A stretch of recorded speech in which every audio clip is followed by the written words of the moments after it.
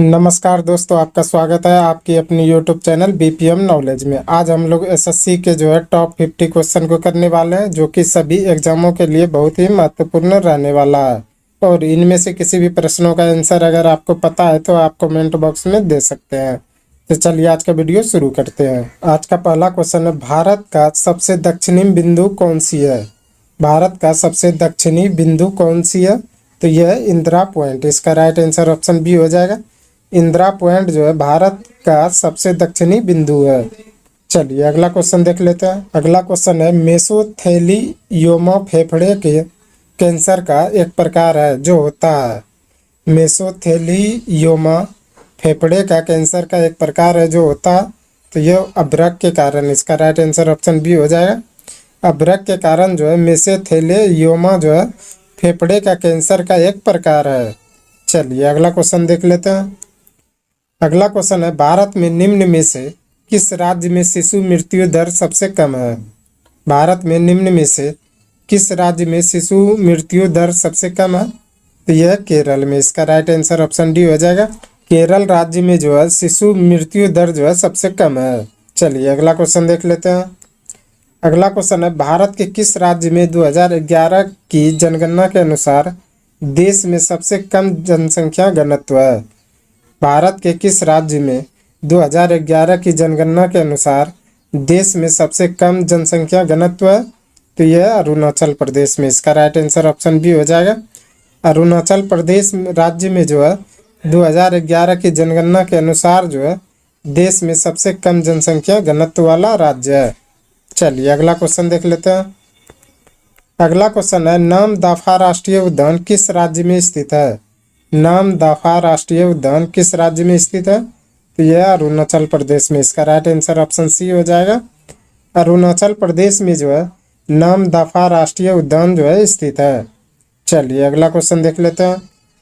अगला क्वेश्चन है, भारत में निम्नलिखित में से कौन एक संवैधानिक निकाय है? भारत में निम्नलिखित में से कौन एक संवैधानिक निकाय है? तो यह वित्त आयोग। इसका राइट आंसर ऑप्शन सी हो जाएगा। वित्त आयोग भारत में एक संवैधानिक निकाय है। चलिए अगला क्वेश्चन देख लेते हैं। अगला क्वेश्चन है, मुगल राजकुमारी गुलबदन बेगम ने हुमायूं नामा किसके अनुरोध पर लिखा था? मुगल राजकुमारी गुलबदन बेगम ने हुमायूं नामा किसके अनुरोध पर लिखा था? तो ये लिखा था अकबर के अनुरोध पर। इसका राइट आंसर ऑप्शन डी हो जाएगा।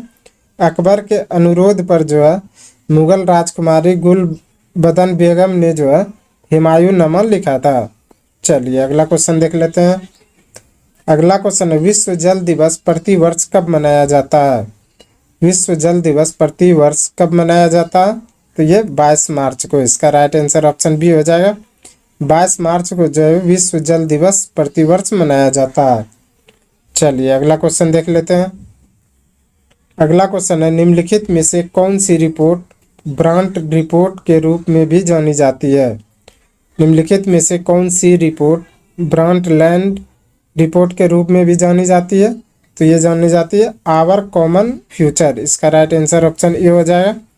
आवर कॉमन फ्यूचर यह रिपोर्ट ब्रांडलैंड रिपोर्ट के रूप में भी जानी जाती है।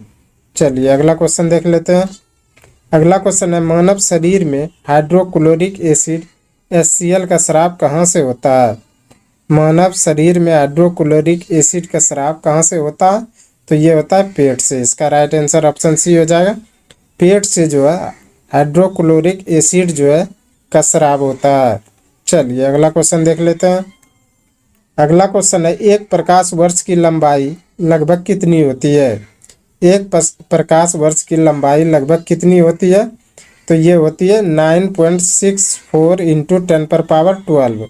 इसका राइट आंसर ऑप्शन डी हो जाएगा।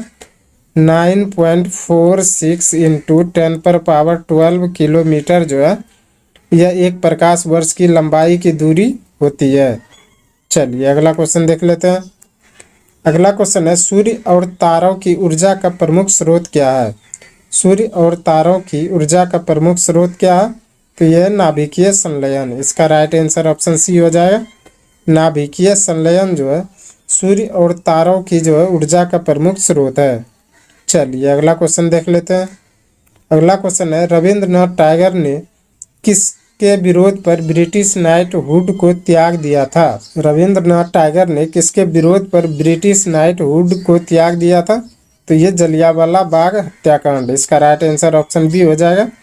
जलियांवाला बाग हत्याकांड होने के कारण जो है रविंद्रनाथ टैगोर ने जो ब्रिटिश नाइटहुड की जो उपाधि दिया गया था उसको त्याग दिया था। और जलियांवाला बाग जो हत्याकांड हुआ था 13 अप्रैल 1919 को हुआ था। तो इसको भी याद रखिएगा, 13 अप्रैल 1919 को जो है जलियांवाला बाग हत्याकांड हुआ था। चलिए अगला क्वेश्चन देख लेते हैं। अगला क्वेश्चन है, जैन धर्म का 23वां तीर्थकर कौन था? जैन धर्म का 23वां तीर्थकर कौन था? तो ये था पार्श्वनाथ। इसका राइट आंसर ऑप्शन ए हो जाएगा। पार्श्वनाथ जो है जैन धर्म का जो है 23वां तीर्थकर था। चलिए अगला क्वेश्चन देख लेते हैं। अगला क्वेश्चन है, विश्व व्यापार संगठन यानी कि WTO का मुख्यालय कहाँ स्थित है? विश्व व्यापार संगठन WTO का मुख्यालय कहाँ स्थित है? तो यह है जनेवा में। इसका राइट आंसर ऑप्शन बी हो जाएगा। जनेवा में जो है विश्व व्यापार संगठन का जो है मुख्यालय है। चलिए अगला क्वेश्चन देख लेते हैं। तो निम्नलिखित में से कौन गुप्त युग के प्रमुख गणितज्ञ और खगोलविद में से पहला था? निम्नलिखित में से कौन गुप्त युग के प्रमुख जो है गणितज्ञ और खगोलविदों में से पहला था? तो ये था आर्यभट्ट। इसका राइट आंसर ऑप्शन सी हो जाएगा। आर्यभट्ट जो है यह जो है प्रमुख गणितज्ञ और खगोलविद था। चलिए अगला क्वेश्चन देख लेते हैं। अगला क्वेश्चन है, कथा साहित्य सागर के लेखक कौन थे? कथा साहित्य सागर के लेखक कौन थे? तो ये थे सोमदेव। इसका राइट आंसर ऑप्शन सी हो जाएगा। सोमदेव जो है कथा साहित्य सागर के जो है लेखक थे। चलिए अगला क्वेश्चन देख लेते हैं। अगला क्वेश्चन है, भारतीय राष्ट्रीय कांग्रेस का पूर्ण स्वराज प्रस्ताव कब पारित किया गया था? भारतीय राष्ट्रीय कांग्रेस का पूर्ण स्वराज प्रस्ताव कब पारित किया गया था? तो ये किया गया था 1929 में। इसका राइट आंसर ऑप्शन बी हो जाएगा। 1929 ईस्वी में जो है भारतीय राष्ट्रीय कांग्रेस का जो है पूर्ण स्वराज प्रस्ताव जो है पारित किया गया था। चलिए अगला क्वेश्चन देख लेते हैं। अगला क्वेश्चन है, भारतीय राष्ट्रीय कांग्रेस की पहली भारतीय महिला अध्यक्ष कौन थी? भारतीय राष्ट्रीय कांग्रेस की पहली महिला अध्यक्ष कौन थी? तो ये थी सरोजिनी नायडू। इसका राइट आंसर ऑप्शन सी हो जाएगा।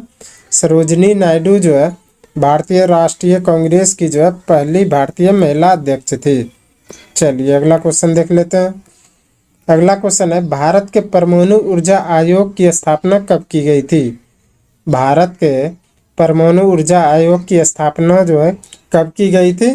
तो यह की गई थी 1948 ईस्वी में। इसका राइट आंसर ऑप्शन ए हो जाएगा। 1948 ईस्वी में जो है भारत के परमाणु ऊर्जा आयोग की जो है स्थापना की गई थी। चलिए अगला क्वेश्चन देख लेते हैं। अगला क्वेश्चन है, मौलिक अधिकार जो केवल भारतीय नागरिकों के लिए किस अनुच्छेद में उपलब्ध है? मौलिक अधिकार जो केवल भारतीय नागरिकों के लिए किस अनुच्छेद में उपलब्ध है? तो उपर्युक्त में से सभी। इसका राइट आंसर ऑप्शन डी हो जाएगा, जिसमें कि अनुच्छेद 15 से 19 में, अनुच्छेद 16 में, अनुच्छेद 29 में, ये तीनों में जो है मौलिक अधिकार को जो है भारतीय नागरिक अधिकार के लिए जो है अनुच्छेद में उपलब्ध की गई है। चलिए अगला क्वेश्चन देख लेते हैं। अगला क्वेश्चन है, 1937 में कांग्रेस की सरकार कितने प्रांतों में बनी थी? 1937 में कांग्रेस की सरकार कितने प्रांतों में बनी थी? तो 6 प्रांतों में बनी थी। इसका राइट आंसर ऑप्शन सी हो जाएगा। 1937 में कांग्रेस की सरकार जो है 6 प्रांतों में बनी थी। चलिए अगला क्वेश्चन देख लेते हैं। अगला क्वेश्चन है, सौर मंडल के किस ग्रह को वैक्यूम क्लीनर कहा जाता है? सौर मंडल के किस ग्रह को वैक्यूम क्लीनर कहा जाता है? तो ये कहा जाता है बृहस्पति को। इसका राइट आंसर ऑप्शन ए हो जाएगा। बृहस्पति ग्रह को जो है वैक्यूम क्लीनर जो है कहा जाता है। चलिए अगला क्वेश्चन देख लेते हैं। अगला क्वेश्चन है, NEFA का संक्षिप्त नाम क्या है? NEAF का जो है संक्षिप्त नाम क्या है? तो यह नॉर्थ ईस्ट फ्रंटियर एजेंसी। इसका राइट आंसर ऑप्शन ए हो जाएगा। नॉर्थ ईस्ट जो है फ्रंटियर एजेंसी जो है जो है नीफे का जो है संक्षिप्त रूप है। चलिए अगला क्वेश्चन देख लेते हैं। अगला क्वेश्चन है, निम्नलिखित में से किसे जीव विज्ञान के जनक के रूप में जाना जाता है? निम्नलिखित में से किसे जीव विज्ञान के जनक के रूप में जाना जाता है? तो ये अरस्तु को। इसका राइट आंसर ऑप्शन डी हो जाएगा। अरस्तु को जो है जीव विज्ञान के जनक के रूप में जाना जाता है। अगला क्वेश्चन है, इंद्रधनुष में सबसे बाहर की ओर कौन सा रंग होता है? इंद्रधनुष में सबसे बाहर की ओर कौन सा रंग होता है? तो ये होता है लाल रंग। इसका राइट आंसर ऑप्शन सी हो जाएगा। लाल रंग जो है इंद्रधनुष में सबसे बाहर की ओर रहता है। चलिए अगला क्वेश्चन देख लेते हैं। अगला क्वेश्चन है, फ़ारेनहाइट तापमापी ऊपर तथा नीचे बिंदु के मध्य कितना अंतराल होता है? फ़ारेनहाइट तापमापी ऊपर तथा निचले बिंदु के मध्य जो है कितना का अंतराल होता है? तो ये होता है 180 का। इसका राइट आंसर ऑप्शन बी हो जाएगा।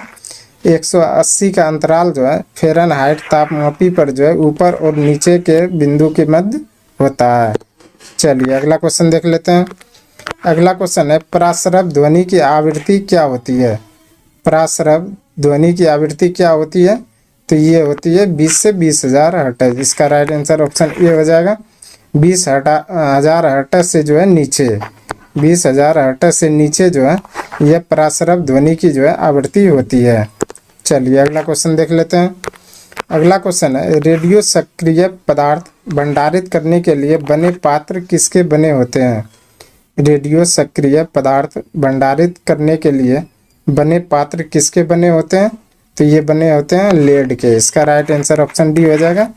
लेड के जो है रेडियो सक्रिय पदार्थ जो है भंडारित करने के लिए जो है बने पात्र होते हैं। चलिए अगला क्वेश्चन देख लेते हैं। अगला क्वेश्चन है, किस देश की सीमा बांग्लादेश से मिलती है? किस देश की सीमा बांग्लादेश से मिलती है? तो ये म्यांमार की। इसका राइट आंसर ऑप्शन ए हो जाएगा। म्यांमार की जो है यह बांग्लादेश के साथ जो है सीमा मिलती है। चलिए अगला क्वेश्चन देख लेते हैं। अगला क्वेश्चन है, एशिया में होते हुए भी कौन सा देश यूरोपीय संघ का सदस्य है? एशिया में होते हुए भी कौन सा देश जो है यूरोपीय संघ का सदस्य है? तो यह है तुर्की। इसका राइट आंसर ऑप्शन सी हो जाएगा। तुर्की जो है एशिया में होते हुए भी जो है यह यूरोपीय जो है संघ का सदस्य है। चलिए अगला क्वेश्चन देख लेते हैं। अगला क्वेश्चन है, एशिया में टोटल कितने देश हैं? एशिया में टोटल कितने देश हैं? तो ये है 50। इसका राइट आंसर ऑप्शन सी हो जाएगा। एशिया में टोटल जो है 50 देश हैं। चलिए अगला क्वेश्चन देख लेते हैं। अगला क्वेश्चन है, भोपाल गैस त्रासदी के लिए कौन सी बहुराष्ट्रीय कंपनी जिम्मेदार थी? भोपाल गैस त्रासदी में जो है कौन सी जो है बहुउद्देशीय जो है कंपनी जिम्मेदार थी? तो ये थे यूनियन कार्बाइड। इसका राइट आंसर ऑप्शन ए हो जाएगा। यूनियन कार्बाइड जो है यह भोपाल गैस त्रासदी में जो है बहुउद्देशीय कंपनी जिम्मेदार थी। चलिए अगला क्वेश्चन देख लेते हैं। अगला क्वेश्चन है, भारत के किस शहर में दूसरे राज्यों से सर्वाधिक प्रवासी आते हैं? भारत के किस शहर में दूसरे राज्यों से सर्वाधिक प्रवासी आते हैं? तो ये दिल्ली में आते हैं। इसका राइट आंसर ऑप्शन डी हो जाएगा। दिल्ली में जो है दूसरे राज्यों से जो है सर्वाधिक जो है प्रवासी आते हैं। चलिए अगला क्वेश्चन देख लेते हैं। अगला क्वेश्चन है, किस भारतीय नेता ने सामाजिक नेटवर्कों को कुछ भी प्रदर्शित करने से पहले समीक्षा करने को कहा है? किस भारतीय नेता ने सामाजिक नेटवर्कों को कुछ भी प्रदर्शित करने से पहले समीक्षा करने को कहा है? तो यह कपिल सिब्बल ने। इसका राइट आंसर ऑप्शन बी हो जाएगा। कपिल सिब्बल ने जो है सामाजिक नेटवर्कों को कुछ भी प्रदर्शित करने से पहले जो है समीक्षा करने के लिए कहा है। चलिए अगला क्वेश्चन देख लेते हैं। अगला क्वेश्चन है, कोलावेरी डी गीत जो यूट्यूब पर लोकप्रिय हुआ किस भाषा की फिल्म में है? कोलावेरी डी गीत जो यूट्यूब पर लोकप्रिय हुआ किस भाषा की फिल्म में है? तो यह तमिल फिल्म में। इसका राइट आंसर ऑप्शन बी हो जाएगा। तमिल फिल्म में जो है कोलावेरी डी गीत जो है जो कि यूट्यूब पर जो है बहुत ही लोकप्रिय हुआ था वह तमिल भाषा में है। चलिए अगला क्वेश्चन देख लेते हैं। अगला क्वेश्चन है, एक टिकट में पीएनआर में पी किसके लिए आता है? एक टिकट के पीएनआर में जो है पी किसके लिए आता है? तो यह पैसेंजर के लिए आता है। इसका राइट आंसर ऑप्शन सी हो जाएगा। पैसेंजर के लिए जो है एक टिकट के जो है PNR में जो है P जो है आता है। चलिए अगला क्वेश्चन देख लेते हैं। अगला क्वेश्चन है, सिरके में कौन सा अम्ल पाया जाता है? सिरके में कौन सा अम्ल पाया जाता है? तो ये पाया जाता है एसिटिक अम्ल। इस क्वेश्चन का राइट आंसर ऑप्शन बी हो जाएगा। एसिटिक अम्ल जो है यह सिरके में पाया जाता है। चलिए अगला क्वेश्चन देख लेते हैं। अगला क्वेश्चन है, निम्न में से कौन जल में घोलने पर विद्युत का चालन नहीं करता है? निम्न में कौन सा जल में घोलने पर जो है विद्युत का चालन नहीं करता है? तो ये चीनी। इस क्वेश्चन का राइट आंसर ऑप्शन सी हो जाएगा। चीनी को जल में जो है घोलने पर जो है विद्युत का चालन नहीं करता है। चलिए अगला क्वेश्चन देख लेते हैं। अगला क्वेश्चन है, हैबर प्रक्रम औद्योगिक उत्पादन हेतु प्रयुक्त होता है। हैबर प्रक्रम औद्योगिक उत्पादन हेतु प्रयुक्त होता है, तो यह अमोनिया का होता है। इसका राइट आंसर ऑप्शन ए हो जाएगा। हैबर विधि द्वारा जो है अमोनिया जो है उत्पादन होता है। चलिए अगला क्वेश्चन देख लेते हैं। अगला क्वेश्चन है, कौन सा अम्ल कांच को घोल सकता है? कौन सा अम्ल जो है कांच को घोल सकता है? तो ये घोल सकता है हाइड्रोफ्लोरिक अम्ल। इसका राइट आंसर ऑप्शन डी हो जाएगा। हाइड्रोफ्लोरिक अम्ल जो है यह कांच को घोल सकता है। चलिए अगला क्वेश्चन देख लेते हैं। अगला क्वेश्चन है, ब्रह्मांड में सर्वाधिक पाए जाने वाला तत्व कौन सा है? ब्रह्मांड में सर्वाधिक पाए जाने वाला तत्व कौन सा है? तो यह हाइड्रोजन। इस क्वेश्चन का राइट आंसर ऑप्शन ए हो जाएगा। हाइड्रोजन जो है ब्रह्मांड में सर्वाधिक पाए जाने वाला तत्व है। चलिए अगला क्वेश्चन देख लेते हैं। अगला क्वेश्चन है, प्राइड एंड प्रेजुडिस किसके द्वारा लिखा उपन्यास है? प्राइड एंड प्रेजुडिस जो है किसके द्वारा लिखा हुआ एक उपन्यास है? तो यह ऑस्टिन के द्वारा है। इस क्वेश्चन का राइट आंसर ऑप्शन बी हो जाएगा। ऑस्टिन के द्वारा जो है प्राइड एंड प्रेजुडिस जो है लिखा हुआ उपन्यास है। चलिए अगला क्वेश्चन देख लेते हैं। अगला क्वेश्चन है, पुस्तक the 3 mistakes of my life किनकी लिखी हुई है? पुस्तक the 3 mistakes of my life जो है किनकी लिखी हुई पुस्तक है? तो यह चेतन भगत की। इस क्वेश्चन का राइट आंसर ऑप्शन सी हो जाएगा। चेतन भगत की कौन सी पुस्तक है? The mistakes of life my life. चलिए अगला क्वेश्चन देख लेते हैं। अगला क्वेश्चन है, क्वीन ऑफ टॉक किसके लिए रखा गया नाम है? क्वीन ऑफ टॉक किसके लिए रखा गया नाम है? तो यह अपरा विनफ्राई। इसका राइट आंसर ऑप्शन बी हो जाएगा। अपरा विनफ्राई जो है के नाम को जो है क्वीन ऑफ टॉक जो है नाम रखा गया है। चलिए अगला क्वेश्चन देख लेते हैं। अगला क्वेश्चन है, ग्रामीण बैंक का संस्थापक कौन है? ग्रामीण बैंक का संस्थापक कौन है? तो यह मोहम्मद यूनुस। इसका राइट आंसर ऑप्शन ए हो जाएगा।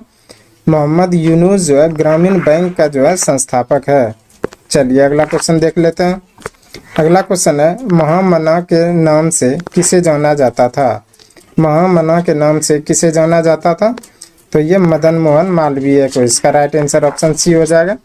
मदन मोहन मालवीय को जो है महामना के नाम से जाना जाता था। चलिए अगला क्वेश्चन देख लेते हैं। अगला क्वेश्चन है, वर्ष 2010 में किस शहर में जर्मन बेकरी विस्फोट कांड हुआ था? वर्ष 2010 में किस शहर में जर्मन बेकरी विस्फोट कांड हुआ था? तो ये हुआ था पुणे में। इसका राइट आंसर ऑप्शन बी हो जाएगा। पुणे में जो है 2010 में जो है जर्मन बेकरी विस्फोट कांड हुआ था। चलिए अगला क्वेश्चन देख लेते हैं। अगला क्वेश्चन है, कंपनी रिसर्च इन मोशन किसके निर्माण से संबंधित है? कंपनी रिसर्च इन मोशन किसके निर्माण से संबंधित है? तो यह ब्लैकबेरी। इस क्वेश्चन का राइट आंसर ऑप्शन बी हो जाएगा। ब्लैकबेरी से संबंधित जो है कंपनी रिसर्च एंड मोशन जो है संबंधित है। चलिए अगला क्वेश्चन देख लेते हैं। आज का अंतिम क्वेश्चन है, सिंगुल समिति किसके लिए नियुक्त की गई थी? सिंगुल समिति किसके लिए नियुक्त की गई थी? तो यह की गई थी 2010 का कॉमनवेल्थ खेल के लिए। इसका राइट आंसर ऑप्शन ए हो जाएगा।